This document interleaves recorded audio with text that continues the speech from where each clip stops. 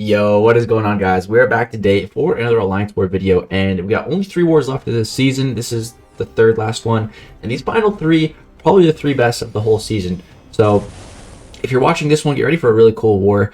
This one was very interesting because it was right around this time, I think that Summer of Pain Rewards finally came out, because it was right here when a massive spike in rank 4 6 stars came out, and you'll see in this war I fight 2 rank 4 champions. Like, I was like, oh, I have to fight one, which was a Doom, which is next, and I was like, okay, then I have another one later on in my path. So yeah, and another really hard fight at the end, but we'll get there. Starting out first, we have a Killmonger here on path number 2, and it's a very weird fight with Cosmic Ghost Rider because I want to be throwing L1s actually, which is usually the special that I never throw with Cosmic Ghost Rider, and I really have to be mindful of my combo. So trying to manage all that, trying to still be getting all my judgments going. I'm free to Dex because I can't really get to a special 2 here because my power is based upon his power. So every time I push him into an L1, I want to be lining up when to throw my L1. It's kind of just the style that I've been going for. I mean, I could get to a special 2, but it would risk putting him in a lot of Furies, and I just don't want to risk that, so I'm just going to keep him at no Furies instead, and it seems to be working out pretty well for me. Right there I gave him 1 Fury just because I wanted to get my Vigilance so that I would get the full 5 Judgments. It's all good. I think it's worth it to get the full Judgments so I can get the armor breaks going, and for just him having 1 Fury, I find that a fair trade. But yeah, it's just a slow fight, slow burn. This is the strat I decided to go for, and it's getting the job done. Right there, he had an unblockable, or an unstoppable punch charge. Oh, this guy was actually mythic too. When I finished the fight, I'm like, oh damn, a mythic brother. What is up? Don't see many of those. I think that's the first time I've seen one when I'm a mythic and the dude's champion is also a mythic. Lost my train of thought on the Killmonger. Oh yeah. I threw my special 1 right away because it was unblockable. So if he tried to retaliate right after I hit his block, I think it would have been okay. But yeah, next up here we move on to my first ever rank 4 defender that I'm fighting, and it is a Dr. Doom. So I'm going to be playing super safe, slapping on that invulnerability boost because I don't want to get hit by a rank 4 champion. So yeah, going in right here, he super dexes my my heavy attack. I was like, oh god, okay, that's one way to start, but thankfully we didn't get attacked, which is really good. Right here we end up giving him 1 Fury, but it's okay.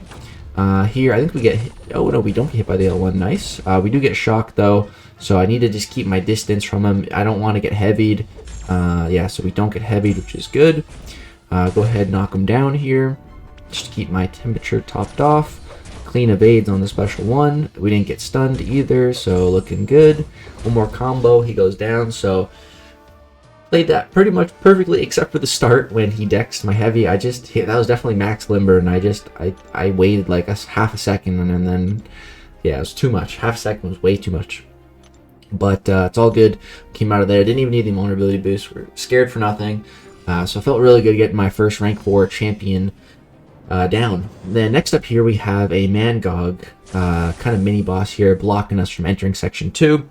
I decided that I was going to take it, so I was like, alright.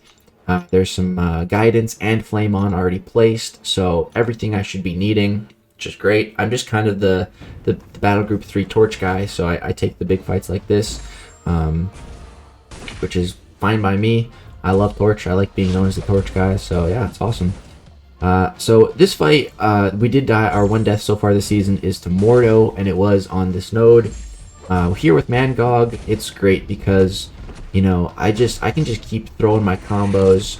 He has increased power below a special 1, but decreased power above it. So I'm just able to get in so many of my 3-hit combos. So it's just so many Noble Flames going that it's fantastic, man. It's really fantastic. Yeah, I just don't have to worry about special 2. Sometimes he throws a special 1, and that's fine. If he wants to throw it, I'm not going to stop him.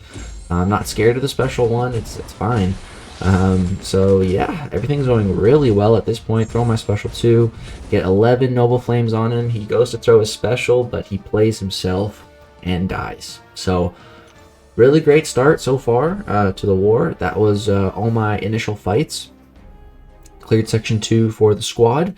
Now we move into section 2 a couple hours later. we have an Ebony Maw and then a Hercules. That Hercules up there is another rank 4 champion. So up first here, we just have Ebb and Flow Intercept on this Ebony Maw, which is fine. Ebony Maw is pretty easy to fight, especially with Torch. The only thing that I usually find trouble with is his degen. Sometimes I take some degen, and sometimes it's pretty hefty. So yeah, just kind of got to deal with that. Go for the intercept right away, and it works out. So we get that Fury, we take away his protection, which is really nice. Now we can do the fullest extent of our damage output. Right there, we would have went into Flame On, but unfortunately our temperature fell just below 20 at like the perfectly wrong time for us, and unfortunately all of our incinerates fell off. I was hoping to go into Nova Flame before they fell off, so I could, you know, obviously get some Nova Flames going, because those can't be shrugged off by the node. Right there, boom, we get another intercept though, so that's good. And then here we can just go ahead and throw our special 2. I think we go for the heavy charge here because, yeah, our temperature was getting extremely low. You don't want to have anything below like a 10 temperature if you're fighting like a Mystic Champ. That's how you know you've really fallen below. If you're under 10, just like midway through, at the start of the fight, it's fine, but midway through or towards the end. That was HQ Sean. He had the World Breaker title, which looked pretty cool. But yeah, next up here we have a Hercules. So as you noticed, I put on that Cosmic Boost, or if you didn't notice, I put on Cosmic Boost. So that's going to be helpful here. Yeah, you can see it's 200%, just making sure we're all good on our boosts. So we've got Ebb and Flow Intercept and Mighty Charge. So we're going to be having to intercept, which is fine, but the Mighty Charge is actually going to kind of be a problem. And you guys are going to see, because we aren't able to parry him when he dashes in. And so I kind of had that in mind. And also we lose all of our armor breaks. That's the main thing. That's the main issue. But the other issue is that, yeah, the whole him being stun immune on dash. And I knew that going in, but what I forgot was that Hercules actually becomes stun immune naturally within his own abilities. What I also probably should have done was dueled a Hercules first, because I've never fought this guy. I was kind of taking a break when this dude came out, so I never fought him in the monthly quest. So he's kind of a mystery to me how he actually works. I want him. He's the champion I want most in the game, but I don't even know how he works. It's funny enough. So probably should have done some more research going in, especially it being a rank 4. But I just thought with Cosmic Ghost Rider, yeah, we'll be fine. Throw on a Cosmic Boost, and we'll be chilling. So yeah, here you see I can't stun him, which is really annoying. Right there you see he didn't even have to dash. I was trying to stay close to him so that he wouldn't dash with Mighty Charge and shrug off all my debuffs. But the protection came back from the node for the whole intercepting thing, and he just shrugged off all the debuffs anyways. Right there, I took a combo, looking for an intercept, so that's not good. I'm kind of freaking out at this point. I'm kind of freaking out, but I'm like, let's just calm down. Let's just relax. It's okay. We got this. Let's just try to get to a special 2. And with the Fury active, and we should be looking pretty good. Right here, I actually doubled up on my L3 Furies, which I rarely do. So here, I'm just trying to get off my special 2. Boom. Throw it, and the massive damage comes in, but he doesn't die. I'm like, oh, crap, I forgot. This dude is immortal. And I'm like, oh, damn it. Like, I went to throw another special 2. I thought he'd dash, and he just didn't dash, so he blocks the whole thing. He doesn't die. I'm like, okay. I think just one more hit, and then he dies. I'm like, oh, okay. I really freaked me out when he didn't die there, man. I was like, oh, I totally forgot. But we're good. We didn't die. So, 2 rank 4 defenders, killed them both. Now, this is the fight I was really worried about. We got Hazard Shift, Incinerate, and Poison. We're going into this fight with the champions that is neither Incinerate or Poison immune. We're going in with Magneto.